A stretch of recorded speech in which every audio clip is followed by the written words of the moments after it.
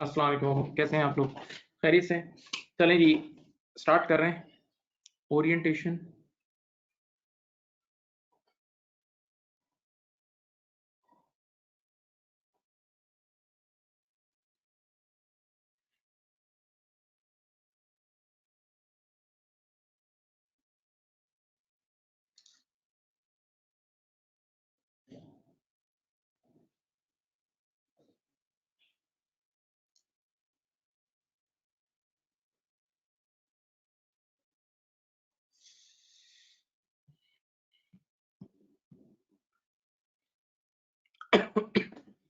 चलो, बिस्मिल्लाह।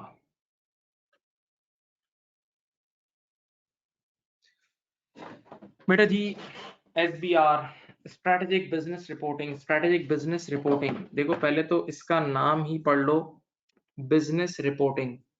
यानी अब जहन ये बनाए कि फाइनेंशियल रिपोर्टिंग में बेसिकली आपका काम ही कम्युनिकेट करना है। You are communicator. Financial reporting का बंदा कम्युनिकेटर होता है। कैसे कम्युनिकेट होता है? एक तरफ कंपनी की डिफरेंट ट्रांजैक्शंस होती हैं, कंपनी के डिफरेंट इवेंट्स होते हैं जो उसको पता लग रहे होते हैं। अब उसने वो शेयर होल्डर को कम्युनिकेट करना है, ठीक है? अच्छा, हिस्टोरिकली हम इस कम्युनिकेशन को सिर्फ मांगते थे कि इनकम स्टेटमेंट और बैलेंस शीट बना के, नहीं नंबर क्रंचिंग करके भेज दो, काफी है। लेकिन सच ये है, और आप इस पेपर में पढ़ेंगे, ऐसे बहुत से आर्टिकल्स एग्जामिनर ने भी लिखे हैं कि सिर्फ नंबर क्रंचिंग और सिर्फ इनकम स्टेटमेंट और एसओएफपी अब शेयर होल्डर के लिए काफी नहीं है। अब उसके अलावा बियॉन्ड दिस बहुत सारी चीजें हैं जिसमें आप लोग पढ़ते हैं। इंटीग्रेटेड रिपोर्टिंग आप लोग पढ़ेंगे, मैनेजमेंट कमेंट्री पढ़ेंगे कि अब दुनिया में कितनी और चीजें आ रही हैं। और गोइंग फॉरवर्ड, जैसे हम सब जानते हैं कि हम सब ने पढ़ा है कि financial accounting is always for past, financial accounting is always for past. तो सिर्फ पास्ट की अकाउंटिंग आप करोगे तो काफी नहीं है, क्योंकि लोग इसी पास्ट को देख के फ्यूचर फ्यूचर फ्यूचर के डिसीजन लेते हैं। लोगों को तो ये देखना है कि आगे शेयर प्राइस बढ़ेगी या नहीं बढ़ेगी, आगे कंपनी का फ्यूचर ब्राइट है या नहीं ब्राइट है। तो इसीलिए अब इंटीग्रेटेड रिपोर्टिंग और ऐसी चीजें भी आ गई हैं जिसमें आप बिजनेस मॉडल समझाते हो, जिसमें अदर देन सिर्फ इनकम स्टेटमेंट बैलेंस शीट से हटके, जैसा आप लोगों को पता होगा, अभी लास्ट ईयर ट्रंप ने, यानी यूनाइटेड स्टेट्स ने चाइना के साथ ट्रेड रिस्ट्रिक्शंस लगा दी थी कि चाइना की इंपोर्ट्स पे बहुत सारे बैन लगवा दिए थे। तो उसके बाद कितने बिजनेसेस को इफेक्ट हुआ, सोचो। तो ये डेफिनेटली कितने बिजनेसेस की प्रॉफिटेबिलिटी को और लॉन्ग टर्म विजन को इफेक्ट करेगा। तो अब बेशक राइट नाउ ये इनकम स्टेटमेंट और बैलेंस शीट में तो ये नहीं आ रहा होगा, लेकिन इसको आपने मैनेजमेंट कमेंट्री में तो लिखना है ना कि ऐसे इवेंट्स की वजह से हम पे क्या हिट आएगा, और फिर इसके आफ्टर इफेक्ट्स क्या होंगे, ये सारी चीजें, राइट? तो अब जो ये पेपर है ना, ये कम्युनिकेशन का पेपर है, याद रखना, कम्युनिकेशन का पेपर है। एक और चीज देखिए, अब आप लोग अगर गौर करें तो इसका जो ओल्ड पेपर था वो था P2 का पेपर। वो काफी हद तक नंबर क्रंचिंग पे था, उसमें कंसोलिडेशन भी पूरा प्रैक्टिकल, यानी फर्स्ट 35 मार्क्स उसका टोटल प्रैक्टिकल होता था। लेकिन अभी जो पिछले 6-7 अटेम्प्ट का जो फीडबैक बच्चों का अगर मैं आपको बताऊं ना, तो बच्चे कहते हैं कि 15 या 20 मार्क्स पे we have to use the calculator and remaining 80 marks is total discussion based, theory based, right? तो इसका मतलब इसमें थियोरेटिकल डिस्कशन बहुत ज्यादा है। उसकी वजह क्या है? देखें, इस वक्त दुनिया में जितनी भी नंबर क्रंचिंग का काम है तो सॉफ्टवेयर कर देता है। इनकम स्टेटमेंट, एसओएफपी, ये सब तो सॉफ्टवेयर बना रहा है, और ये तो अभी का बहुत पहले से बना रहा है। अब तो बहुत ज्यादा इंटेलिजेंस सिस्टम और क्या क्या आ गए। तो अब सिर्फ अकाउंटेंट का क्या काम रह गया बताऊं? कि अब उन फाइनेंशियल स्टेटमेंट को इन्वेस्टर को समझा दें। कि भाई इसके क्या मीनिंग है, इसके क्या मीनिंग है, नहीं तभी वो अब एक्सप्लेनेशन बेस्ड कर रहा है, क्योंकि वो काम इंपॉर्टेंट है। इनकम स्टेटमेंट बैलेंस शीट तो वैसे ही सॉफ्टवेयर बना लेता था, तो अब बस कम्युनिकेशन, यानी आप इंटरप्रिटेशन उसकी समझा दो, राइट? नाउ अब I have written the global passing rate, average global passing rate इसका है 50 to 55। लेकिन पाकिस्तान में लकीली इसका पासिंग रेट अच्छा है, इससे भी अच्छा है। यानी मेरा अपना अल्हम्दुलिल्लाह पासिंग रेट 70 to 80% के करीब टच होता है। तो इसका अच्छा पासिंग रेट होने की बहुत सारी वजूहत हैं, क्योंकि जब हम प्रोफेशनल लेवल में पढ़ा रहे होते हैं ना, तो हमारे पास क्रीम बच्चा होता है। जैसे एक पार्ट 1 का बच्चा होता है, वो क्रीम थोड़ी होता है, उसमें तो सब आए हुए होते हैं। लेकिन प्रोफेशनल लेवल तक पहुंचते पहुंचते बच्चा बहुत जगह जगह से घूम फिर के आ रहा होता है, घाट घाट का पानी पिया हुआ होता है, और उसकी बेस स्ट्रांग होती है, तो फिर यहाँ उसको अलाइन करना मुश्किल नहीं है। फिर मैं हमेशा बच्चों को बोलता हूँ कि F7 को पास करना शायद ज्यादा मुश्किल होगा as compare to SBR. SBR pass करना आसान है, ये याद रखना। क्यों? जहां नंबर्स वाला पेपर होता है तो वहां क्लोज आंसर होता है, एक आंसर होता है, वो आंसर सही हुआ तो मार्क्स मिलेंगे, गलत हुआ तो मार्क्स गए, राइट। लेकिन जहां थ्योरेटिकल होता है ना, जहां थ्योरेटिकल होता है वहां आपके ओन वर्ड्स के भी मार्क्स होते हैं, तो वहां बहुत रूम होता है आपको पास होने का, ये हमेशा याद रखना। तो इसी वजह से एसबीआर का पासिंग रेट कंपैरेटिवली अच्छा है, right. Okay, now what is the paper format. सबसे पहले आपके पास देखो क्वेश्चन नंबर 1 और 2, पहले याद रखना there is no choice, no choice at all. अब किसी पेपर में भी चॉइस नहीं है, इसी से भूल जाओ चॉइस को। देखें मैंने यहाँ लिखा है क्वेश्चन नंबर 1 + 2 50 मार्क्स। सर ये क्या लिखा है, क्वेश्चन नंबर 1 अलग से मार्क्स नहीं दे सकते? नहीं, ये एग्जामिनर की मर्जी है कि ये इसको 30 और 20 का स्प्लिट करे। ये एग्जामिनर की मर्जी है कि ये इसको 30 का पहला क्वेश्चन नंबर 1 और 20 कर दे, या 27 23 कर दे। वो कोई भी स्प्लिट अपनी मर्जी से करेगा, वो उसकी आजाद है, वो सही है। बहरहाल ये सेक्शन ए 50 मार्क्स का होगा। क्वेश्चन नंबर 1 में you will have consolidation. Question number 1 में you will have consolidation plus IS और आईएफआरएस। सुनो यहां देखते रहे, कंसोलिडेशन मैंने साथ लिखा आईएस और आईएफआरएस। देखो बेटा F7 लेवल पे जब आप लोग पढ़ते थे ना, तो कंसोलिडेशन का सवाल प्योर कंसोलिडेशन होता था। हाँ, यहाँ ऐसा नहीं होगा। यहाँ कंसोलिडेशन वाले सवाल में आधा कंसोलिडेशन होगा, बाकी कोई और स्टैंडर्ड टच हो रहा होगा, यानी मिक्स एंड मैच होता है, मिक्स एंड मैच होता है, राइट। अच्छा अब देखो एक चीज मैं और बताऊं यहाँ आपको, तवज्जो से सुनना मेरी बात। आप एसबीआर जिस दिन से लॉन्च हुआ है ना, उसकी सितंबर 2018 का पास पेपर देख लो उठा के, फिर दिसंबर 18 देखो तो टोटली डिफरेंट, कितनी चीजें गायब, जो बोला था उससे मुकर गया। मार्च 19 फिर टोटली डिफरेंट, जून 19 और डिफरेंट, यानी पिछले पेपर के सामने बिल्कुल ही उल्टा हो जाता है। कभी ऐसा भी हुआ है कि फ्रेमवर्क भर भर के दिया तो बस पूरा शहर फ्रेमवर्क फ्रेमवर्क फ्रेमवर्क, अगले टाइम में फ्रेमवर्क का नाम भी नहीं है। अच्छा, करीब 3-4 अटेम्प्ट ऐसी लगातार दी, 3-4 अटेम्प्ट में 12-12 मार्क का सिर्फ कंसोलिडेशन। तो बच्चे एक मार्केट में आवाज आने लगी क्या सिर्फ 12 मार्क का कंसोलिडेशन आ रहा है, तो कंसोलिडेशन पे हम इतना टाइम क्यों दें। कंसोलिडेशन एक महीना पढ़ते हैं, एक महीना हम लोग, मैं खुद 1 महीना पढ़ाता हूँ कंसोलिडेशन। तो 1 महीना पढ़ने के बाद 12 मार्क लेने से बेहतर है वो छोटे छोटे टॉपिक जो 15-15 20-20 मार्क के आ रहे हैं वो नहीं करके चले जाए बंदा। सीधी बात है, आपने तो पास ही होना है ना।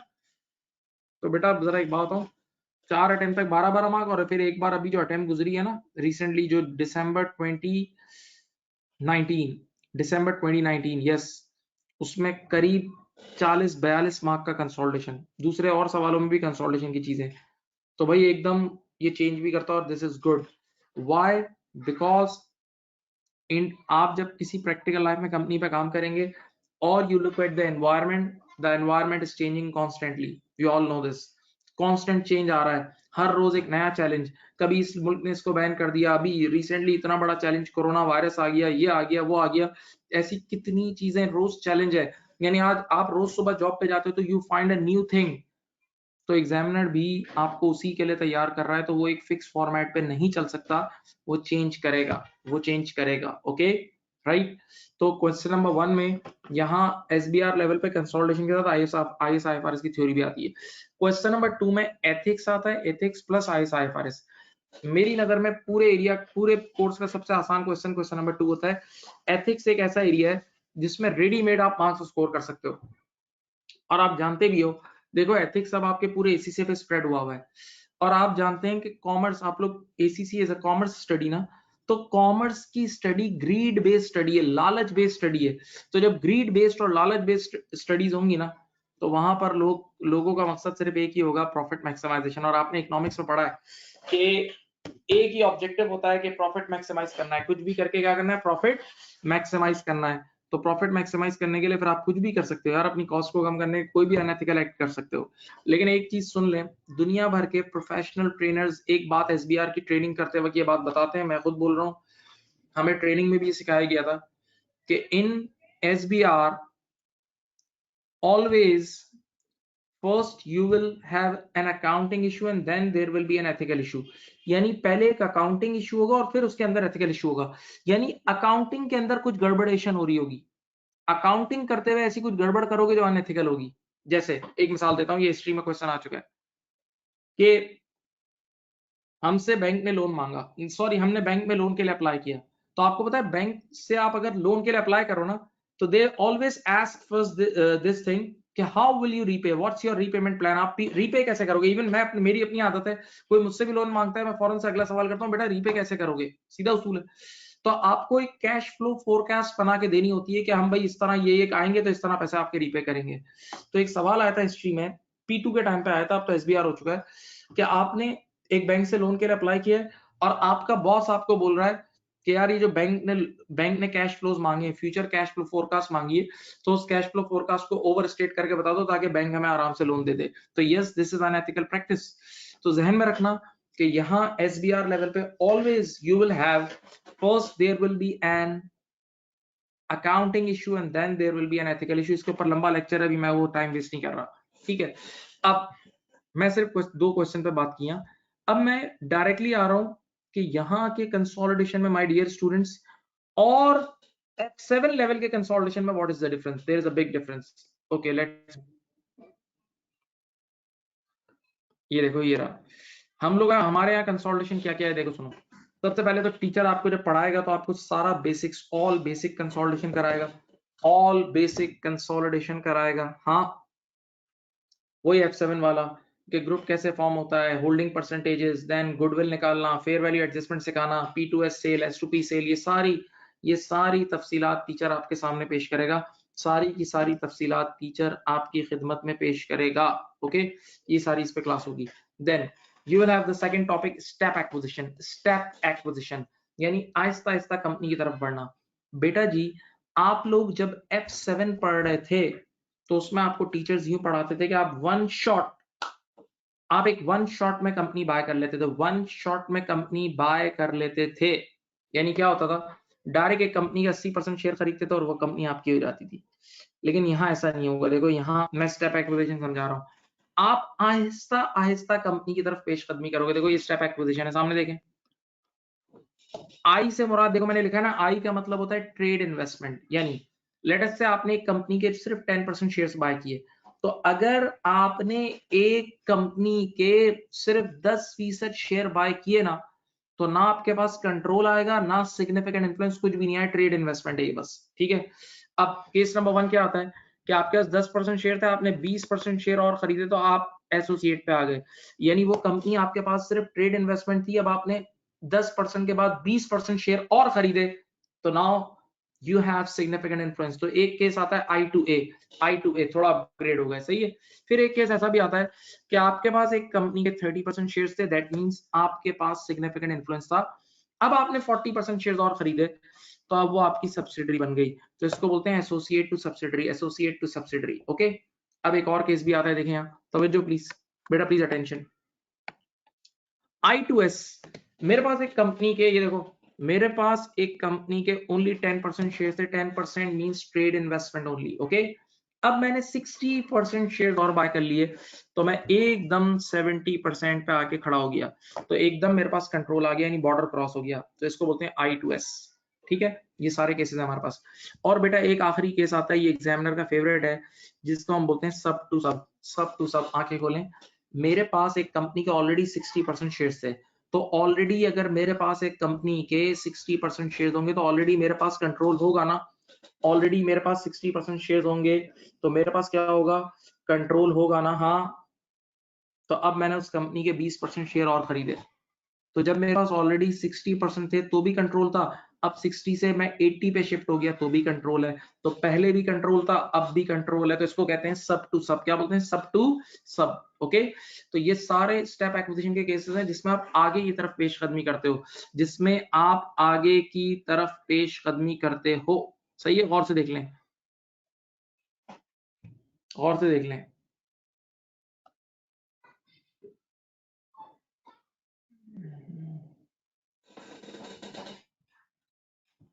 राइट, अब बेटा इसी स्टेप एक्विजिशन का एक उल्टा है, बिल्कुल उल्टा, उसका नाम है disposals. Disposals, my dear student, if you remember, you did one case of disposal in your F7 you already studied disposal but only one case।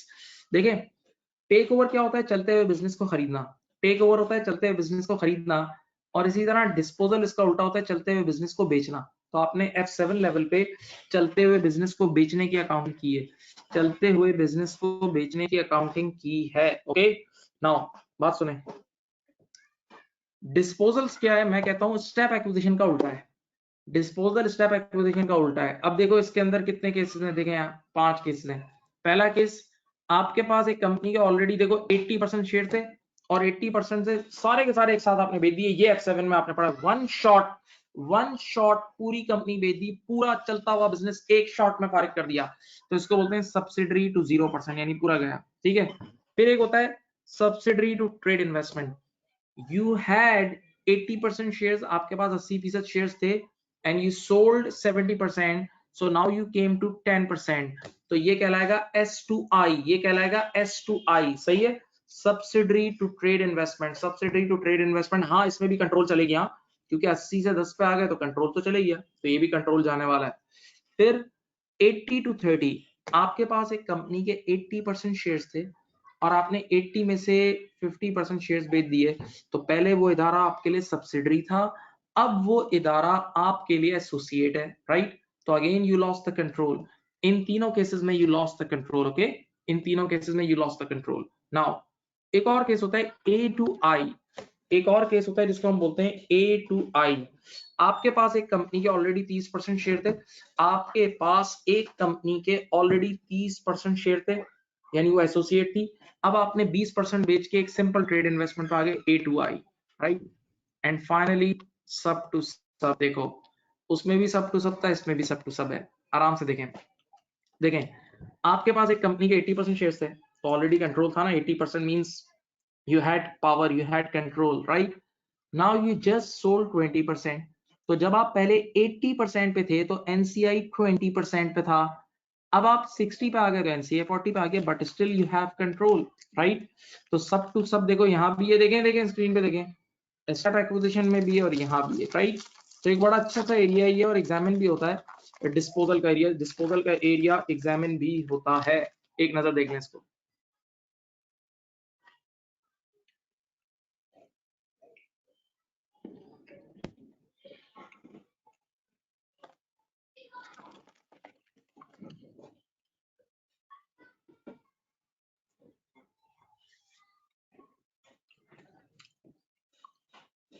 Then we have consolidated SOCI, consolidated SOCI. जिस तरह आप F7 पे income statement एसोसीआई पढ़ते थे, तो यहाँ भी दो इदारों की कंसोलिडेटेड एसोसीआई है। बड़ा अच्छा टॉपिक है, डिस्कशन होती है इसकी।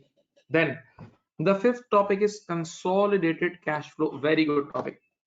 बेटा आपने statement of cash flow IS 7 अपनी जिंदगी में 2 बार पढ़ा है, प्लीज अलर्ट। एक बार आपने F7 में पढ़ा है, एक बार आपने F7 में पढ़ा है, और एक बार आपने F3 में पढ़ा है IS 7। और अगर ए लेवल्स क्या हुआ तो वहां भी कैश फ्लो पढ़ी हुई स्टेटमेंट वहां सॉरी, वहां आप एक सिंगल इदारे के लिए कैश फ्लो पढ़ते थे ना, यहाँ आप पूरे ग्रुप के लिए पढ़ रहे हैं। वहां आप एक सिंगल इदारे के लिए पढ़ते थे, यहाँ पूरे ग्रुप के लिए, यानी ग्रुप ऑफ कंपनीज के लिए कंसोलिडेटेड कैश फ्लो पढ़ रहे हैं। सही है। तो अब एक मिनट, ये बड़ा मजेदार टॉपिक है और एक चैलेंजिंग भी है, लेकिन मजेदार बहुत है। सुने, मेरी तरफ देखना। जब आप लोगों ने बचपन में कंसोलिडेटेड इनकम स्टेटमेंट और कंसोलिडेटेड बैलेंस शीट या एसओएफपी पढ़ी थी, तो टीचर उस वक्त जिस टीचर से ही पढ़ी है, टीचर एक नियत करवाते थे। कंसोलिडेशन में एक नियत कराई जाती है कि कंसोलिडेशन में पूरे ग्रुप को एक जिस्म वाहिद ट्रीट किया जाता है। कंसोलिडेशन में पूरे ग्रुप को एक जिस्म वाहिद ट्रीट किया जाता है। तो यहाँ कंसोलिडेटेड कैश फ्लो पढ़ते वक्त आप सारे कैश फ्लोज भी वही लेंगे जो ग्रुप के पॉइंट ऑफ व्यू से सही है, जो ग्रुप के पॉइंट ऑफ व्यू से सही है। मैं तुम्हें मिसाल देता हूँ, सुनो, मिसाल दे रहा हूँ, सुने। आपके सामने एक सर्कल बना हुआ है, पी कंपनी ने एस कंपनी के 70% शेयर्स खरीदे हुए हैं। और तो देखना, बड़ी अच्छी अच्छी एग्जांपल्स हैं। पी कंपनी ने एस कंपनी के 70% शेयर्स खरीदे हुए हैं, पी कंपनी ने एस कंपनी के 70% शेयर्स बाय किए हुए हैं, राइट, ओके। पी कंपनी ने एस कंपनी के 70% शेयर्स खरीदे हुए हैं, इसका मतलब एनसीआई के पास 30% है। आज एस कंपनी जो है ना वो डिविडेंड दे रही है, आज एस कंपनी डिविडेंड दे रही है, और एस कंपनी ने डिविडेंड दिए, अज्यूम करते हैं, मैं अपनी तरफ से बोल रहा हूँ 10,000 के, टोटल डिविडेंड कितने दिए? 10,000। तो कोई भी इदारा डिविडेंड देता है ना, कोई भी इदारा डिविडेंड, मेरी तरफ देखें, कोई भी इदारा डिविडेंड देता है ना, तो अपने सारे शेयर होल्डर को देता है। तो अब देखो, इधर देखो, एस कंपनी ने जब 10,000 के टोटल डिविडेंड दिए ना, तो 10,000 के डिविडेंड अपने शेयर होल्डर को देगी। तो उसमें से 70% तो यहाँ जाएंगे, उसमें से 70% 7,000 के डिविडेंड तो पेरेंट कंपनी सब्सिडरी का सबसे बड़ा शेयर होल्डर होती है, पेरेंट कंपनी सब्सिडरी कंपनी का सबसे बड़ा शेयर होल्डर होती है, राइट। तो 7,000 कहाँ जाएंगे, पेरेंट के पास, और बाकी 3,000 जाएंगे एनसीआई के पास। हाँ, एस कंपनी ने जो टोटल 10,000 के डिविडेंड दिए उसमें से 7,000 पेरेंट कंपनी के पास जाएंगे और 3,000 एनसीआई के पास जाएंगे, ऐसा ही है। हाँ, अब मुझे बताएं कि ग्रुप के एंगल से कौन सा कैश फ्लो रेलेवेंट है। ये रहा ग्रुप ये सर्कल है, देखो ग्रुप ये सर्कल है। तो भाई 10,000 में से 7,000 तो अंदर ही अंदर रहे ना, 10,000 में से 7,000 इधर देखें, 10,000 में से 7,000 एक जेब से निकल के दूसरी जेब में गए, एक जेब से निकल के दूसरी जेब में गए, तो बॉडी के अंदर ही अंदर घूम रहे हैं ना। तो 7,000 कोई ग्रुप के पॉइंट ऑफ व्यू से कैश फ्लो नहीं है, सिर्फ 3,000 ग्रुप के पॉइंट ऑफ व्यू से। ग्रुप के बाहर भाई, इस सर्कल के बाहर कितने पैसे गए, 3,000 गए ना, तो सिर्फ 3,000 जो है ना वो ग्रुप की कैश फ्लो में लेंगे। वो कैश फ्लो ग्रुप के पॉइंट ऑफ व्यू से रेलेवेंट है, वो कैश फ्लो ग्रुप के पॉइंट ऑफ व्यू से रेलेवेंट है। नहीं समझ रहे यार, सोचो, 1 मिनट रुक रहा हूं।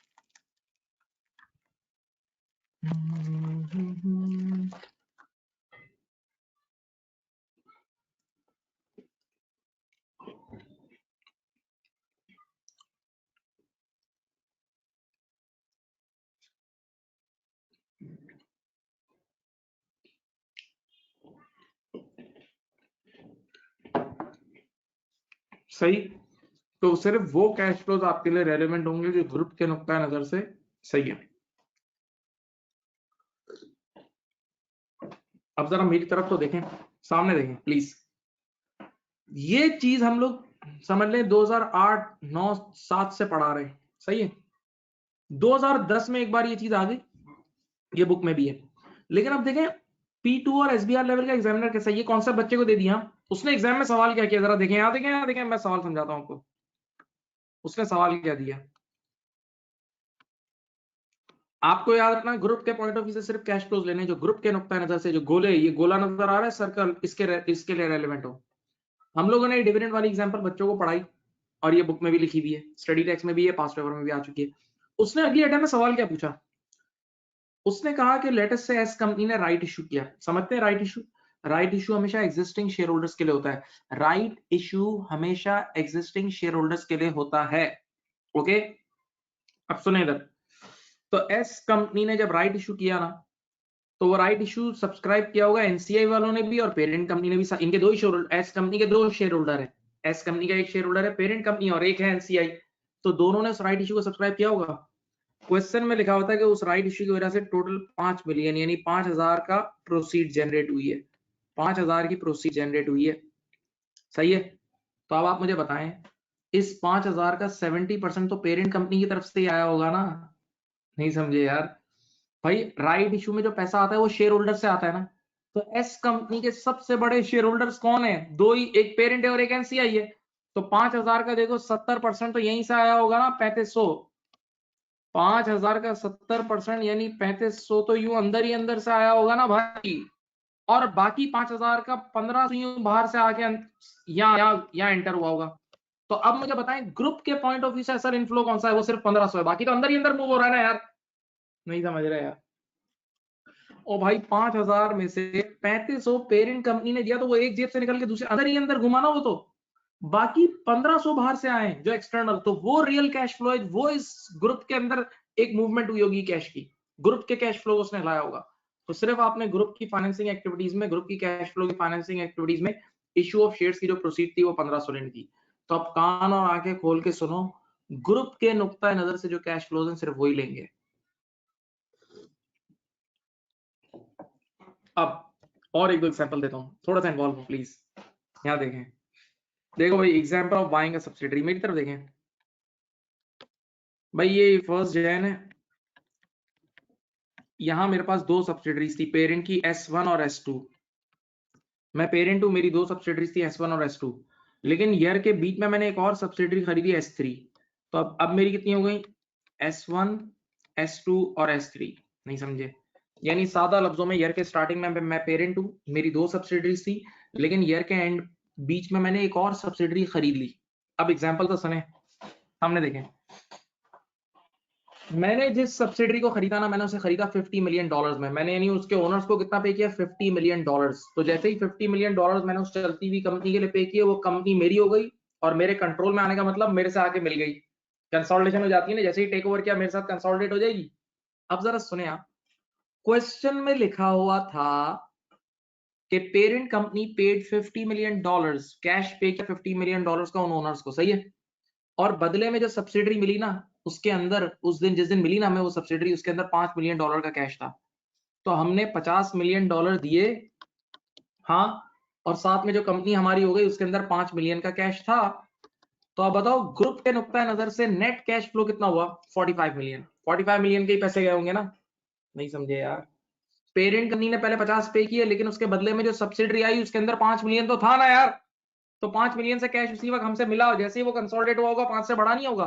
तो ग्रुप के नुक्ता नजर से आपने जो ये इन्वेस्टमेंट का कैश फ्लो लेना है 45 मिलियन लेना है आउटफ्लो। नहीं समझ रहे यार।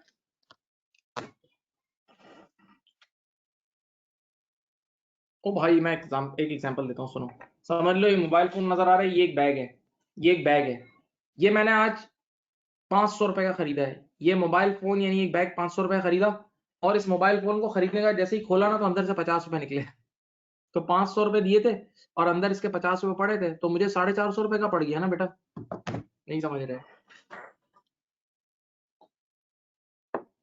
तो बहरहाल कहानी का लुब्बे लुबाब क्या है? ये वैसी ही कैश फ्लो होगी जैसे आप लोग पढ़ते थे, बस अब ये ग्रुप की कैश फ्लो होगी, यानी आपने कंसोलिडेटेड कैश फ्लो बनानी होगी। कंसोलिडेटेड कैश फ्लो बनानी होगी। ओके, नाउ अब एक टॉपिक होगा जो आप लोग पढ़ोगे इसमें, उसका नाम होगा consolidated foreign subsidiary. This is link to IAS 21, IAS 21 से लिंक है। This is link to IAS 21। बेटा आप लोग जो, आप सब बच्चे F7 पढ़े हो या बेसिक कोई भी अकाउंटिंग पढ़े हो, उसमें आपने IAS 21 की एपिसोड नंबर 1 पढ़ी थी।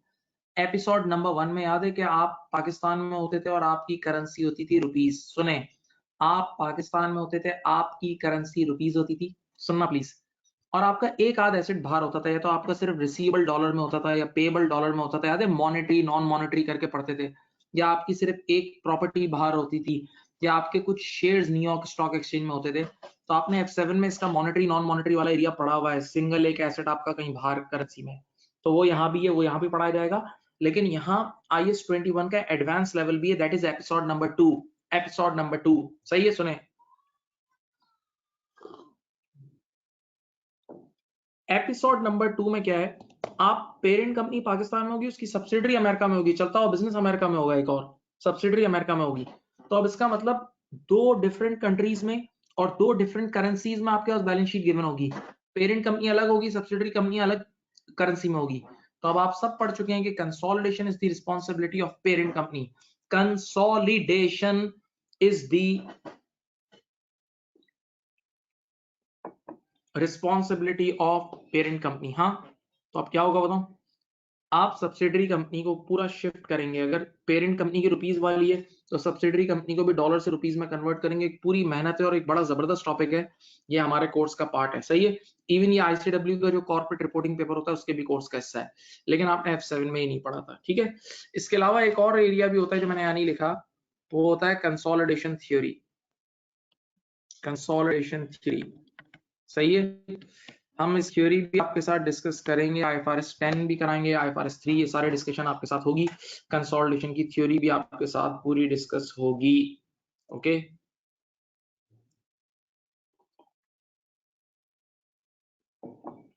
अब बैक टू द, चलो पेपर। पेपर में आपके पास question number 1 and 2, question number 1 and 2 मैंने आपके सामने रख दिया। 50 मार्क का है, जिसमें से 30-20 भी हो सकता है, 25-25 भी हो सकता है, 27-23 भी हो सकता है, 12-50 का होगा। Question number 3 and 4, question number 3 IAS IFRS की डिस्कशन आ सकती है, इसमें वो एरियाज भी आ सकते हैं, मैनेजमेंट कमेंट्री वाले एरियाज भी आ सकते हैं जो नए इसके अंदर एरियाज हैं, ये सब भी वो पूछ सकता है। क्वेश्चन नंबर 4 में भी IAS IFRS प्लस एक और एरिया एडिशनल परफॉर्मेंस मेजरमेंट। बेटा ये एक नया एरिया हमारे कोर्स में ऐड हुआ है APM के नाम से, ये पहले P2 में नहीं था। This is part of SBR and it's a very good area, very जबरदस्त लर्निंग वाला एरिया है। My dear student, this is linked to the performance measurement thing. आप लोगों ने अपनी लाइफ में जो एसी से पार्ट 2 किया है, उसमें आपने परफॉर्मेंस मेजरमेंट पढ़ी हुई है, रेशियोज पढ़े हुए नहीं है? आपने मशहूर जमाना रेशियोज पढ़े हैं, return on capital employed, GP margin, NP margin, आपका देयर इज गियरिंग, ये सब चीजें आपने पढ़ी हुई है, इंटरेस्ट कवर, ये सब। ये नॉर्मली आप किसी भी कंपनी के फाइनेंशियल स्टेटमेंट उठा लें, इसमें ये सारे रेशियोज तो उसमें होते हैं। लेकिन बेटा जरा मेरी तरफ, प्लीज मेरी तरफ, क्या आप ईमानदारी से सोचें, क्या, तवज्जो, क्या ये रेशियोज दुनिया की हर कंपनी की नीड्स को फुलफिल करते हैं? वो जो स्टैंडर्ड रेशियोज आपने पढ़े में, क्या वो दुनिया की हर कंपनी की नीड्स को फुलफिल करते हैं? नहीं। नंबर 2, क्या वो रेशियोज, वो जो आपने रेशियोज पढ़े में F7 वगैरह में, वो मॉनेटरी रेशियोज, उसमें सिर्फ पैसों की बातें हैं? कितने ऐसे रेशियोज होते हैं जो नॉन फाइनेंशियल रेशियोज होते हैं भाई, एनएफपीआई, जिनके ऊपर कंपनी की परफॉर्मेंस डिपेंडेंट होती है, और वो भी कंपनी के लिए बहुत अहम होते हैं, तो यार वो भी बड़े जरूरी है ना। तो अब ये इजाजत है, ये इजाजत है स्टैंडर्ड बोर्ड की तरफ से कि आप आईएफआरएस वाले जो रेशियोज मशहूर जमाना है वो तो डालो, इसके अलावा अपनी मर्जी से, अपनी जरूरत के मुताबिक आप एडिशनल रेशियोज भी डाल सकते हो, एपीएम्स। मैं एक मिसाल देता हूं, ये आ चुका है, ये एसबीआर में आ चुका है सवाल। एक इदारा ऐसा था, मेरी तरफ देखें, कि जिसके लिए उनके एम्प्लॉइज बहुत अहम थे, वो सॉफ्टवेयर बनाते थे और सॉफ्टवेयर इंजीनियर्स बहुत कम थे मुल्क में, तो उनके लिए एम्प्लॉइज बहुत इंपॉर्टेंट थे, सही है। तो जब उनके लिए एम्प्लॉइज बहुत इंपॉर्टेंट थे, तो उनके लिए लेबर टर्नओवर एक बहुत बड़ा इंडिकेटर होगा कि लेबर छोड़ के तो नहीं जा रही, बहुत ज्यादा लेबर छोड़ के जा रही, आ रही है, इसका मतलब इदारे में डीमोटिवेशन है, और इदारे के लिए लेबर दिल है, इदारे के लिए उसके एम्प्लॉइज दिल है। तो अगर लेबर बहुत ज्यादा छोड़ के जा रही है, तो ये एक बहुत इंपॉर्टेंट परफॉर्मेंस इंडिकेटर है, जो शेयर होल्डर को बताओ कि अगर ये हिला तो कंपनी बैठ जाएगी। हाँ, तो अब यहां पर उन्होंने लेबर टर्नओवर भी अलग से निकाल के दिया हुआ था नॉर्मल रेशियोज के साथ, ठीक है। तो ये एक एडिशनल परफॉर्मेंस मेजर, और इसके ऊपर बड़े बड़े डिबेट्स हैं कि क्या ये सही चीजें हैं या गलत चीजें हैं। जैसे एडिशनल परफॉर्मेंस मेजर्स के ऊपर कोई स्टैंडर्ड नहीं है, आईएफआरएस की चीज नहीं है, यानी ये बेलगाम घोड़ा है, तो इसमें लोग करप्शन भी बहुत करते हैं। फिर एडिशनल परफॉर्मेंस मेजरमेंट में नए नए रेशियोज लोग बनाते हैं, और ऐसे रेशियोज भी लोग बनाएंगे जो अपने लिए अच्छे हों, जो अपने लिए फायदेमंद हो, बस वो रेशियोज बनाएंगे। नहीं समझ रहे? तो ऐसी सूरत हाल में इसके अंदर करप्शन का एलिमेंट भी बहुत है, करप्शन का एलिमेंट भी बहुत है। तो वो सारे करप्शन वाले एलिमेंट पे बड़ी तीखी तीखी गुफ्तगू है, और एग्जामिनर ने इस पे बड़े अच्छे आर्टिकल्स भी लिखे हैं, राइट, ओके। अच्छा, मेरी तरफ, जब मैं ये एक ओरिएंटेशन क्लास आपकी ले रहा हूं और मैं आपको यहाँ से गाइडेंस दे रहा हूँ, ये आपके लिए, यहाँ से आपने डायरेक्शन लेना है। और वाकई मैं यूं बोलता हूँ कि टीचर कैसा भी हो, कोई भी टीचर हो, वो कभी ये नहीं चाहेगा कि उसके स्टूडेंट्स फेल हों, क्योंकि आप लोगों का रिजल्ट हमारी परफॉर्मेंस है, आप लोगों का रिजल्ट हमारी परफॉर्मेंस है, सीधी बात है, ठीक है। और एक टीचर समझ सकता है कि अगर उसके बच्चे पास होते हैं तो उसको कितनी मोटिवेशन मिलती है, शायद ये पैसों से बड़ी मोटिवेशन है। देखिए, मैं एक बात हमेशा बोलता हूँ बच्चों को, इसको सुनना। एसबीएल जो स्ट्रेटेजिक बिजनेस लीडर, और एसबीआर, ये दो वो पेपर्स हैं कि जिसके लिए एसीसीए यूके ने इतनी हेल्प की है बच्चों की, जितनी किसी और पेपर के लिए नहीं की, यानी बेतहाशा हेल्प की है, बेतहाशा हेल्प की है, ओके। तो इसके बहुत सारे आर्टिकल्स भी ऊपर आपके एसीसी ग्लोबल पे मौजूद हैं। वो आर्टिकल्स भी अगर बच्चा पढ़े ना, तो उससे वो बहुत हद तक क्लियर हो सकता है, यानी बहुत सारी चीजें उस आर्टिकल्स में से आती हैं। बल्कि यकीन करें, मैं यूं बच्चों को बोलता हूँ कि एसबीआर एक ऐसा पेपर है जिसमें बच्चा, मैं खुद पर्सनली कई सालों का एक्सपीरियंस बता रहा हूँ, बच्चा टीचर से एक शर्त एक वजह से नाराज हो जाता है, यानी वो बदजन हो जाता है, और वो क्या होता है, टाइम कंस्ट्रेंट। कुछ बच्चे ऐसे होते हैं जो प्रॉपर पढ़ना स्टार्ट करते हैं, लेकिन कितने बच्चे पी सीरीज प्रोफेशनल लेवल के बच्चे जॉब कर रहे होते हैं, तो वो प्रॉपर अपनी स्टडीज को टाइम ही नहीं दे पा रहे होते। क्या करते हैं, टाइम नहीं देते, और फिर एंड में आखिरी 15 दिन में, हाड़ा उड़ी में, 10 दिन में वो शुरू करते हैं। ना वो पास पेपर कर सकते हैं, ना वो रीडिंग कर सकते हैं। भाई रीडिंग, ये पेपर थ्योरी का है, इस एसबीएल और एसबीआर के लिए रीडिंग करना जरूरी है। सिर्फ लेक्चर से काम नहीं होगा, तुम्हें रीड करना होगा भाई, ये इसका पार्ट एंड पार्सल है। 80 मार्क्स की थ्योरी आती है, तो उसके लिए आपको कितने पास्ट पेपर्स पढ़ने पड़ेंगे, कितने कितने आर्टिकल्स पढ़ने पड़ेंगे, ताकि वो जबान तुम्हारे जहन में बने, और तुम फिर उसको लिखने के काबिल होगे, यानी एक जबान तुम्हारे जहन में बनाई जाएगी। ये नहीं समझ रहे तुम। तो मैं बच्चों को बोलता हूँ कि कम से कम 20 दिन पहले, यानी पेपर से 20 दिन पहले अपना कोर्स पूरा करो, और फिर 20 दिन में से 4-5 दिन आर्टिकल्स पढ़ें। ऊपर इतने आर्टिकल्स हैं, हम लोग बच्चों को भेजते हैं। अच्छा, मेरी अपनी आदत ये है कि एसीसी ग्लोबल वाले आर्टिकल तो मैं लाजमी भेजता हूँ और बच्चों को कहता हूँ फर्ज है। इवन कुछ आर्टिकल्स तो मैंने खुद क्लास में पढ़ा है, पूरा आर्टिकल्स को स्क्रीन पर रख के एक्सप्लेन किए। लेकिन साथ साथ मैं एक और बात बोलता हूँ कि एक वेबसाइट है ifrsbox.com, बहुत जबरदस्त वेबसाइट है और बड़ी अच्छी रिसर्च मटेरियल होता है, तो मैं बच्चों को उसके भी आर्टिकल्स भेजता हूँ ifrsbox.com। तो उसके आर्टिकल्स भी आप लोग साथ साथ पढ़ें और सीखें, ठीक है, क्योंकि अब ये चीज आपके प्रैक्टिकल लाइफ में भी काम आएगी। अच्छा देखिए, मैंने इस पूरे चीज में एक चीज नहीं बताई, वो है करंट इशू। देखें, पहले हिस्टोरिकली जो आपका P2 का पेपर था ना, उसमें चॉइस होती थी। उसमें सेक्शन बी में 3 में से 2 ऑप्ट करने होते थे, सेक्शन बी में से 3 में से 2 ऑप्ट करने होते थे, और उसमें एक करंट इशू का सवाल आता था जो कि पूरा शहर चॉइस में छोड़ता था, दुनिया भर के बच्चे चॉइस में छोड़ते थे। करंट इशू क्या होता है समझे? जैसे आपको पता है ना, IFRS और IS कोई वही का इल्म नहीं है, ये इंसानों का, बल्कि नाकिस इंसानों का बनाई हुई चीज है। तो हर कुछ दिनों में चैलेंज हो जाती है, पुरानी चीजों में खामी निकल आती है, नया दौर आता है, नए लोग आते हैं, वो पुरानों पे तनकीद करते हैं, सही, तो फिर नए स्टैंडर्ड बनते हैं। तो जब नए स्टैंडर्ड बनते हैं तो स्टैंडर्ड बनने का भी एक अमल होता है ना पूरा, कि एक्सपोजर ड्राफ्ट और पहले एक खाका बना हुआ होता है जिस जो पब्लिक कमेंट के लिए पेश किया जाता है, पूरा एक प्रोसीजर है पूरा, आप लोगों ने पढ़ा भी होगा बेसिक्स में। तो वो स्टैंडर्ड जिनमें खामियां हैं, जिनमें क्रिटिसिज्म है, उनका क्रिटिसिज्म एग्जामिनर पूछ सकता है, क्रिटिसिज्म। नंबर 2, वो नई चीजें मेरी तरफ, वो नई चीजें प्लीज, वो नई न्यू न्यू न्यू न्यू वो नई चीजें जो अभी नया स्टैंडर्ड आने वाला है, तो उसका एक्सपोजर ड्राफ्ट आता है, उसके एक्सपोजर ड्राफ्ट में आपसे तो पूछ सकता है, सही। तो इसी तरह जैसे अभी दुनिया में एक नई चीज आ गई है, कौन सी करेंसी है वो, क्रिप्टो करेंसी, ठीक है ना, बिटकॉइन वगैरह। तो बिटकॉइन के ऊपर आर्टिकल आ चुका है, IFRS बॉक्स में भी आ चुका है, ACC ग्लोबल में भी आ चुका है। तो बिटकॉइन का आर्टिकल, मेरी तरफ प्लीज समझो, बिटकॉइन पे सवाल भी आपका SBR में आ चुका है और उसका आर्टिकल भी आ चुका है। तो ये पूरा देखो, एक करंट इशू, एक नई चीज है। तो नॉर्मली करंट इशू अगर आप आर्टिकल्स पढ़ लेना इससे ग्लोबल के, तो उससे कवर हो जाता है। जैसे अभी मार्च 2019 में, मार्च 2020 सॉरी, मार्च 2020 में सस्टेनेबिलिटी रिपोर्टिंग के ऊपर आया है, पूरा उसके ऊपर, वो पूरा उसने ऊपर देखो, ऊपर आर्टिकल था और उसी ऊपर आ गया। अब जिस बच्चे ने वो आर्टिकल पढ़ा है वो कर सकता है। तो बेटा it's all about reading, reading is must, सही है, ये करना होगा। देखो पहले जहन बना लो, कुछ चीजों से आप नहीं बच सकते। हाँ, हम लोग लेक्चर्स, हमारे बहुत बड़े लेक्चर थे, मेरे 120 घंटे के लेक्चर थे, समझ लो यार, बहुत डिटेल लेक्चर, 120 के, 130-135 के होंगे, हर चीज हम लोग कराते हैं। मेरे अपने कोर्स में F7 के IAS भी होते हैं, बच्चों को छोटे बड़े सारे IAS सब कराते हैं। लेकिन मैं फिर कह रहा हूं, आपको रीडिंग करनी होगी। वैसे लोग लेक्चर, कुछ लोग ऐसे लकी भी होते हैं कि सिर्फ लेक्चर से ही पास हो जाते हैं, लेकिन एक होता है बगैर रिस्क के पास होना, यानी आप ऐसा पढ़ के जाओ कि आपका शकू को शुबात ना हो। तो उसके लिए आपने आर्टिकल्स पढ़ने हैं, सही है, अभी बता रहा हूँ। अब देखो, मैंने बहुत सारी बातें साथ साथ बोल दी थी, वो मैंने यहाँ लिख भी ली है ताकि मैं खुद भी ना भूलूं, ठीक है। क्या लिखा हुआ है, 88, ये बता दिया, not a paper of number crunching, ये नंबर क्रंचिंग का पेपर नहीं है, सही है।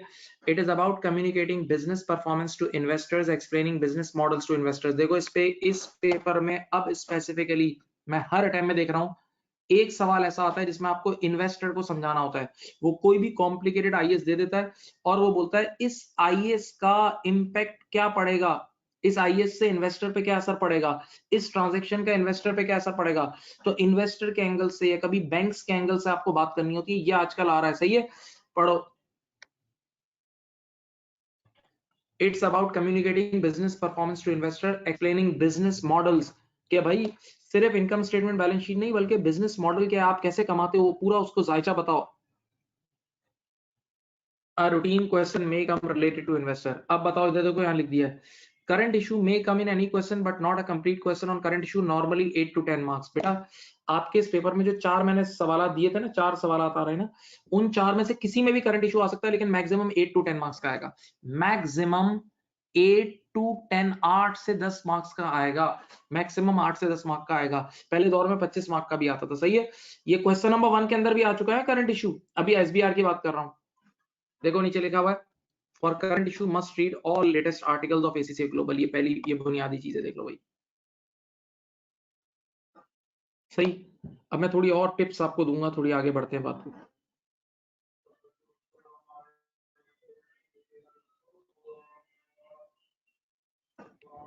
ये एक नजर पढ़ें, ये एक नजर पढ़ें। मैं जरा चुप हूं, अजान हो रही है इसलिए मैं चुप हूं, आप ये एक नजर पढ़ें।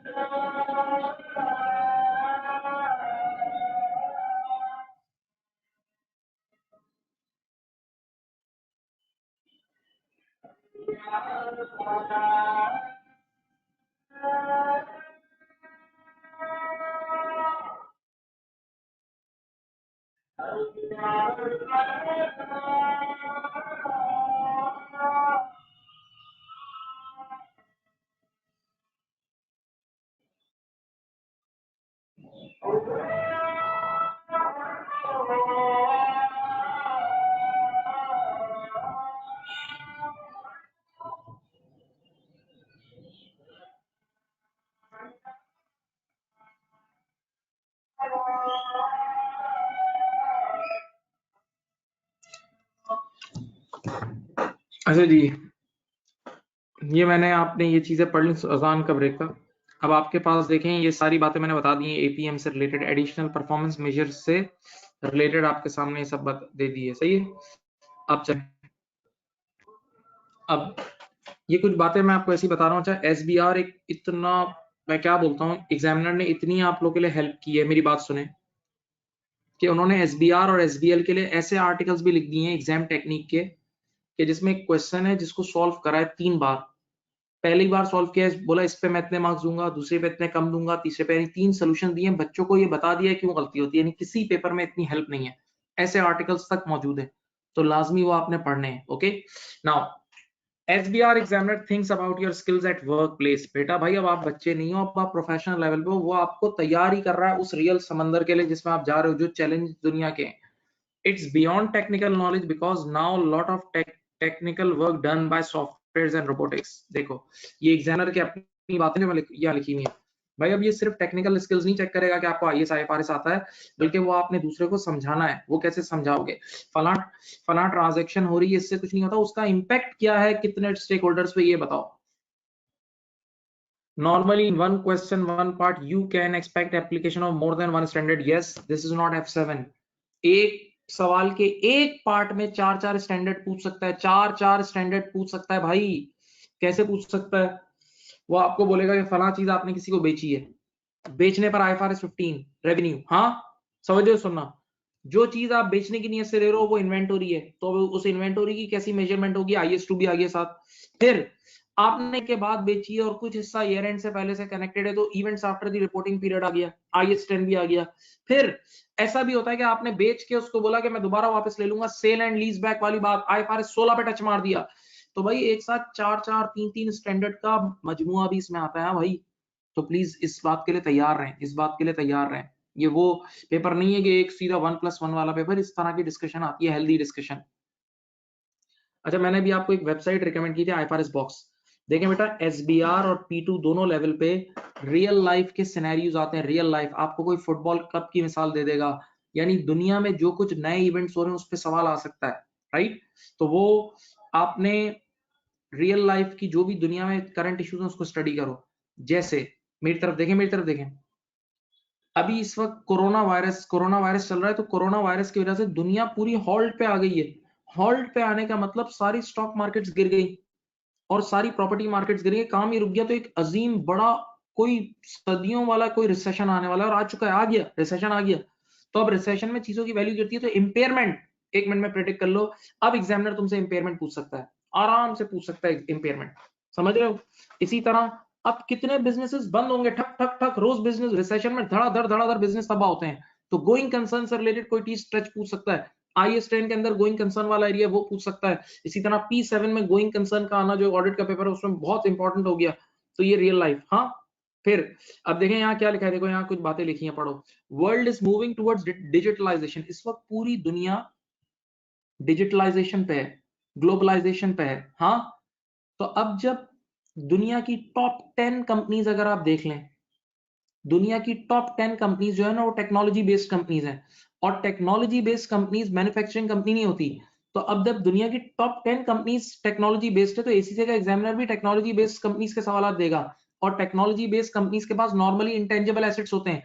तो IAS 38 बहुत गर्म हॉट केक हो गया ना। हाँ, रिसर्च एंड डेवलपमेंट वाली चीजें, ब्रांड से रिलेटेड चीजें, कस्टमर और सोशल रिलेशनशिप, फेसबुक एक बहुत सुपर हिट जा रहा है, ट्विटर बहुत सुपर हिट जा रहा है, तो इनके पास तो इंटेंजिबल्स ही ज्यादा है। हाँ, फिर सॉफ्टवेयर, ह्यूमन कैपिटल, इन चीजों पे सवाल अब ज्यादा आ सकते हैं। तभी मैं अक्सर बच्चों को बोलता हूँ, यार हम लोग 7-8 क्लासेस में फाइनेंशियल इंस्ट्रूमेंट पढ़ाते हैं, लेकिन कितनी बार ऐसा होता है कि 7-8 सवाल वाला क्लास में, 7-8 क्लासेस में कराया हुआ फाइनेंशियल इंस्ट्रूमेंट में से सिर्फ 5 मार्क आते हैं, और एक क्लास वाला IAS 38 पढ़ाने में से 15-20 मार्क आ जाते हैं। तो यार थोड़ा सा इस सिलेक्टेड स्टडीज को छोड़ो। यहाँ इस लेवल पे, प्रोफेशनल लेवल पे सिलेक्टेड स्टडीज हराम है, साफ साफ बोल रहा हूँ, ठीक है। तो प्लीज इसका ख्याल रखें। और मैं फिर कह रहा हूँ, दुनिया में जो भी इवेंट होता है वो, अच्छा इसी तरह डिजिटल कंपनी में deal in crypto currency, yes crypto currency, bitcoin वगैरह, तो उस पर सवाल आ रहे हैं, आए भी हैं अभी रिसेंटली। तो क्रिप्टो करेंसी वगैरह ये सब आपने इसके आर्टिकल्स पढ़ने, जो भी दुनिया में नया इवेंट हो रहा है उससे रिलेटेड पढ़ो। वन इंपॉर्टेंट इशू, ये देखो एग्जाम टेक्निकल, लर्न इट। देखो बेटा, आप लोग सब F7 पढ़े हो, ये बात आपको आती है। लेटेस्ट से आप एक ऐसी कंपनी में हो जहां IFRS अप्लाई हो रहे हैं, एक ऐसे मुल्क में हो और ऐसी कंपनी में काम कर रहे हो जहां IFRS अप्लाई हो रहे हैं। मेरी तरफ तवज्जो से सुनो, IFRS अप्लाई हो रहे हैं। अब क्या कहानी बताऊं, जरा कहानी सुनना। आज एक ऐसी ट्रांजेक्शन, नई ट्रांजेक्शन आपकी कंपनी में आई जो इससे पहले कभी वो ट्रांजेक्शन नहीं हुई थी। तो आज के बाद पहले तरीका सुन लो कि आपकी आपकी कंपनी में IFRS अप्लाई हो रहे हैं और कोई भी नई ट्रांजेक्शन आए ना, तो उसको सॉल्व कैसे करना है। सबसे पहले IFRS की बुक खोलनी है। क्या पता उस ट्रांजेक्शन से रिलेटेड IFRS ने डायरेक्ट कुछ बोला हुआ, तो अगर उस ट्रांजेक्शन से रिलेटेड IFRS ने डायरेक्ट कुछ बोला हुआ है तो IFRS अप्लाई कर दो। 37 में मिल गया, 38 में मिल गया, 40, 41, किसी भी स्टैंडर्ड में मिल गया, वो स्टैंडर्ड अप्लाई कर दो। हाँ, सही, पक्का। नंबर 2, लेकिन बेटा IAS का जो आई है ना, IAS और IFRS का आई है, वो इंटरनेशनल है। इंटरनेशनल अकाउंटिंग स्टैंडर्ड पूरी दुनिया के लिए एक ही है। तो पूरी दुनिया के लिए एक ही है, वो पूरी दुनिया की हर ट्रांजेक्शन को कवर नहीं कर सकता यार। International accounting standard board, IFRS foundation, ये लोग पूरी दुनिया की हर छोटी छोटी ट्रांजेक्शन को कवर नहीं कर सकते। तो अब उसूल क्या है कि अगर आपकी कंपनी में कोई नई ट्रांजेक्शन हुई है, प्लीज सुने, और वो IFRS की बुक में नहीं लिखी हुई, तो अब दूसरा स्टेप क्या बताऊं, उसके जैसी कोई सिमिलर ट्रांजेक्शन का अगर IFRS में ट्रीटमेंट गिवन है, उसके जैसी कोई सिमिलर ट्रांजेक्शन का अगर IFRS में ट्रीटमेंट गिवन है, तो फिर आप उस सिमिलर ट्रांजेक्शन के थ्रू सॉल्व कर लें। और अगर कोई सिमिलर ट्रांजेक्शन भी नहीं मिल रही, देख लो, तो फिर फ्रेमवर्क के थ्रू, फ्रेमवर्क में जो अकाउंटिंग कॉन्सेप्ट्स हैं उसके थ्रू कर लें। ठीक है। अब देखो सुनो, एग्जामिनर ने अपने फीडबैक में लिखा है, अगर कोई ऐसी ट्रांजेक्शन आ जाए जिसपे आपको पता है आप कर रहे हैं, देखो बिल्कुल ऐसे टेक्निकल सवाल आते हैं जिसके ऊपर कोई डायरेक्ट IFRS IAS अप्लाई नहीं हो रहा। If there is no IAS IFRS on issue, don't just write there is no IFRS will deal with this issue, ये लिख के नहीं आ जाना कि इसके ऊपर कोई IAS IFRS अप्लाई नहीं होता, नहीं, बल्कि ये 3 स्टेप अप्लाई करना कि जब IS/IFRS अप्लाई नहीं हो रहा तो सिमिलर ट्रांजैक्शन के थ्रू सॉल्व करेंगे, और सिमिलर ट्रांजैक्शन नहीं तो फिर हम फ्रेमवर्क और इंडस्ट्री की बेस्ट प्रैक्टिसेस के थ्रू सॉल्व करेंगे। सही है, ये तरीका है। In SBR paper, there is area in which you have to discuss for investor, and investor just don't look at P&L. ये मैंने बता दिया अभी ऊपर, हाँ, but more it looks at business model, what the plan for money making company has, और intangibles for which may, हाँ ये बड़ी जबरदस्त चीज है बेटा, एक मिनट और से सुनना। मैं आज एक कंपनी को, एक चलते हुए बिजनेस को एक्वायर कर रहा हूँ, मेरी तरफ देखें, एक चलते हुए बिजनेस को एक्वायर कर रहा हूँ, तो चलते हुए बिजनेस को एक्वायर करते वक्त मैं उसकी बैलेंस शीट को तो देखूँ ना, बैलेंस शीट, इनकम स्टेटमेंट, लेकिन कई बार ऐसा होता है कि वो जिस कंपनी को मैं एक्वायर कर रहा हूँ उस कंपनी के पास बहुत सारे इनटेंजिबल एसेट्स हैं, और वो इनटेंजिबल एसेट्स ऐसे हैं जो उसको कमा के तो दे रहे हैं लेकिन वो ऑलरेडी रिकॉग्नाइज नहीं हो रहे। जैसे कंपनी अपने एम्प्लॉयज को रिकॉग्नाइज नहीं करती, कंपनी अपने एम्प्लॉयज को कैसे रिकॉग्नाइज करेगी, क्योंकि एम्प्लॉयज से मिलने वाला इकोनॉमिक बेनिफिट हमारे कंट्रोल में नहीं होता, कभी भी छोड़ के जा सकते हैं, लेकिन बहरहाल एम्प्लॉयज से फायदा तो उठाया जा रहा है ना, एम्प्लॉयज से फायदा तो उठाया जा रहा है, तो एम्प्लॉय एक ऐसा एसेट है जो फायदा तो पहुंचा रहे हैं लेकिन बैलेंस शीट में नजर तो नहीं आ रहे ना, तो अब उसको अलग से डिस्कस करना होगा, उसको अलग से आपने बताना होगा कि ये कंपनी की मेजर कमाई तो एम्प्लॉयज की वजह से हो रही है और वो नजर ही नहीं आ रहे। ठीक, तो ऐसी ऐसी बहुत सारी चीजें हैं जो आपको बतानी होती हैं भाई। अच्छा, एक सवाल नॉर्मली आता है इन क्वेश्चन नंबर 4 जो आपका आजकल आ रहा है ना, different accounting errors, their correct treatment, impact of their correction on different ratios, this is a routine thing in SBR। देखिए, आपको सवाल में ऑलरेडी कुछ सॉल्व हुआ होगा जिनके अंदर एरर्स हैं, उन एरर्स का आप करेक्ट ट्रीटमेंट बताओगे, ये लिखोगे, इसके मार्क्स हैं। इंपैक्ट ऑफ उस करेक्शन का इंपैक्ट बताओगे ऑन डिफरेंट रेशियोज, और फिर उन रेशियोज की इंटरप्रिटेशन करोगे। ये सारी चीजें आजकल नॉर्मली आ रही है, ये भी एक चीज आती है। देन प्रोफेशनल मार्क्स हर क्वेश्चन में होते हैं for clarity and quality of discussion, definitely for this proper flow of sentences. बेटा फ्लो ऑफ सेंटेंस प्रोफेशनलिज्म के थ्रू होना चाहिए। आप डेफिनेटली अब कोई ट्रेनी नहीं होते, यहाँ प्रोफेशनल लेवल पे बोर्ड रूम में होते हो, सही है, तो बोर्ड रूम वाली लैंग्वेज भी थोड़ी लाओ अपने अंदर, सही है। Put your feet in examiner shoe, ये लिखा हुआ है देखो, पुट, आप एग्जामिनर बन के सोचो। Give proper headings recommended by many tutors, देखो ऊपर जाके आप YouTube पे भी जाके सर्च करें, कितने कितने यूके के ट्यूटर्स ने लिखना सिखाया हुआ है, तो उन्होंने बोला है ना heading sentence, heading sentence, heading sentence, बल्कि उन्होंने ये बोला है कि लाइन छोड़ के लिखो। आप एग्जामिनर बन के सोचो, खिचड़ी मत पका के दो, साफ सुथरा काम करो। बल्कि मुझे आज भी याद है, एक ICW की कॉन्फ्रेंस हुई थी, ICW की हुई थी, और ICW और ACCA the related, they are related bodies, both are professional UK bodies. तो उसमें उन्होंने ये लिखा था, मेरी तरफ देखें, कि हाउ टू फेल, एक पूरा डॉक्यूमेंट था जो टीचर्स को समझा रहा था हाउ टू फेल, फेल होने की टेक्निक्स। उसमें एक बात क्या लिखी हुई थी, poor hand writing and poor layouts, poor layouts and poor hand writings, कि गंदे लेआउट सब मिक्स कर देना, अरेंज ना करना, उसकी वजह से भी लोग फेल होते हैं, और गंदी हैंड राइटिंग। वैसे अब बाय द एंड, बाय 2021 आपका प्रोफेशनल लेवल भी CB हो जाएगा, तो फिर हैंड राइटिंग का तो इशू नहीं होगा, लेकिन लेआउट का प्रॉपर इशू है। अक्सर वो कहते हैं कि एक पेज पे कैलकुलेशन करें, दूसरे पे थ्योरी करें, इस तरह प्रॉपर रेफरेंसेस दें, ये बहुत जरूरी है। ये उस एग्जाम टेक्निक के आर्टिकल में भी लिखा हुआ है जो SBR का एग्जाम टेक्निक आर्टिकल है, वो भी आप लोग पढ़ सकते हैं, सही है। देखो मैंने यहाँ लिखा हुआ है, do calculation on one sheet and practical working on other, poor layout and poor handwriting reason of failure, okay।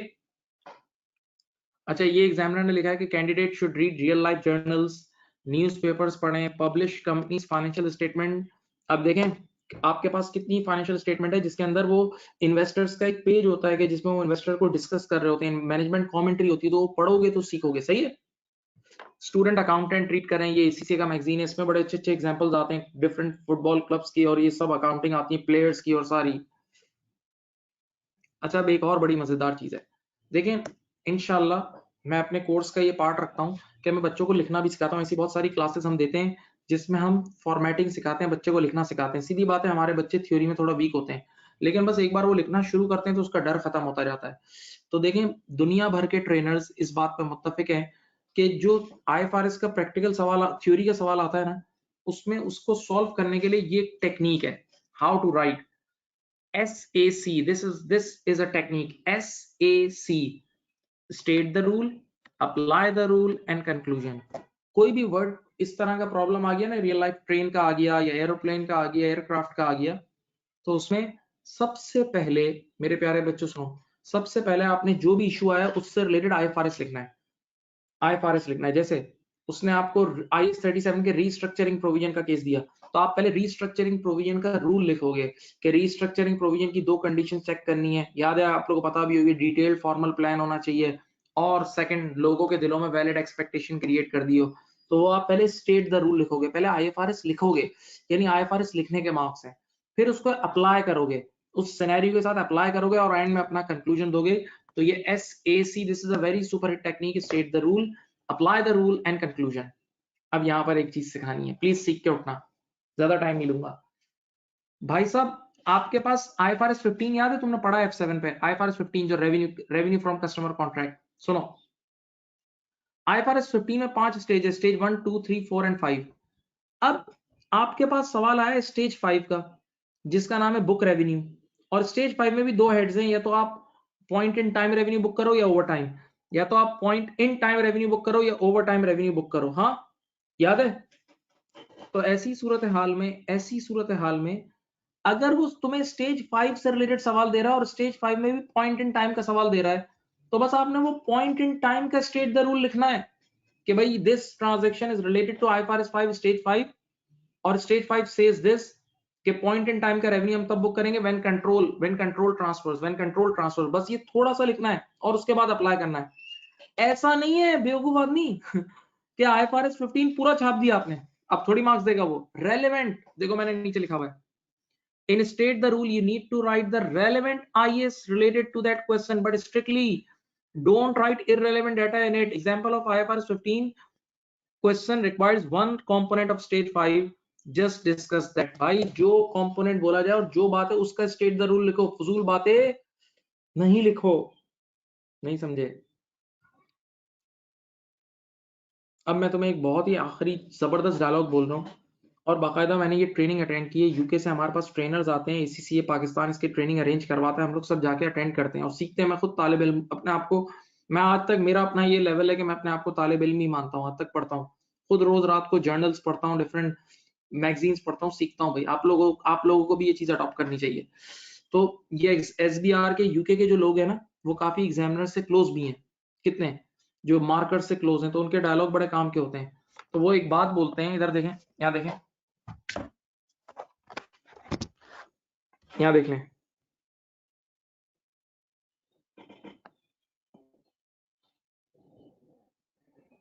देखो मैं ये डायलॉग लिख रहा हूं, if you are right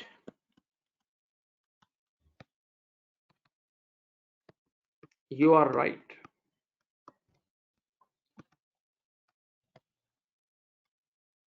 but if you are wrong still you are right if you have argument।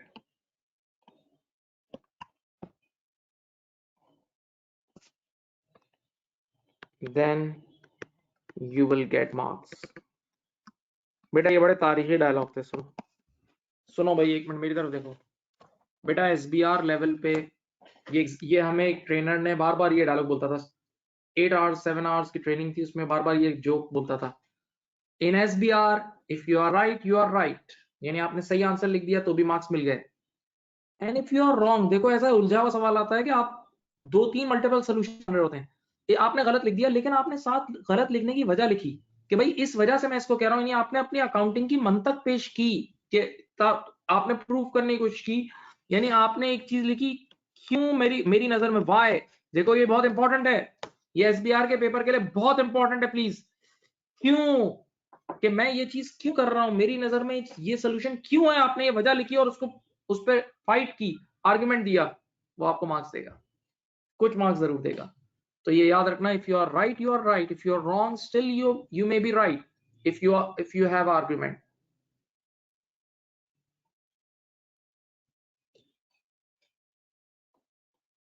Okay right. अब मैं आखिरी नसीहत आपको करके बस ये ऑफ कर रहा हूं, मेरे से बातें बहुत है लेकिन मैं एक लिमिट से ऊपर नहीं जा रहा। मैं हर हमेशा बच्चों को बोलता हूँ, और ये मेरी बड़ी ऑनेस्ट एडवाइस है, वेरी ऑनेस्ट एडवाइस, कि कोई भी पेपर ऑप्ट करना हो पहले जाके इंटरनेट पे जाओ, एसीसी ग्लोबल पे जाके उसका पास्ट पेपर खोलो। एक बार उसका पास्ट पेपर पढ़ो, आपको अंदाजा होगा आप क्या पेपर पढ़ रहे हो। चुपचाप पढ़ना शुरू कर देते हो टीचर से, नहीं पहले पास्ट पेपर देखो ताकि जहन बने कि यार असल चीज पास्ट पेपर है। देखो कि पास्ट पेपर कैसा आएगा, उसी हिसाब से आप फिर डिसीजन लो पेपर का। ये हमेशा देखा करो। तो अभी जाके अपने पास्ट पेपर को देखो, एसबीआर के लेटेस्ट पास्ट पेपर्स एक बार पढ़ो, इन्वेस्ट योर टाइम। सही। और अल्हम्दुलिल्लाह मैं खुद अपनी प्रोडक्ट का ही बता दूं कि ये जो एसबीआर है ये हमारा एक बड़ा सुपर हिट प्रोडक्ट है, और अल्हम्दुलिल्लाह it's going excellent world wide. और बहुत बच्चों की इसकी वजह से पोजीशंस भी आई हैं, और बहुत बच्चों के बहुत अच्छे स्कोर्स भी आए हैं। लेकिन हाँ, बात माननी होती है भाई। यहाँ वो क्या कहते हैं, अपने आप को मेरे हवाले कर दो बस, फिर मैं, आप एक मोल्टन मेटल की तरह टीचर्स के सामने अपने आप को पेश करें। टीचर्स आपको जो गाइडेंस दे रहे हैं उसको माने। तो टीचर हमेशा आपका रिजल्ट हमारी परफॉर्मेंस है। सही है, ठीक है। चलें, अपना बहुत ख्याल रखिएगा। आज यहीं तक रख रहे हैं। अल्लाह हाफिज।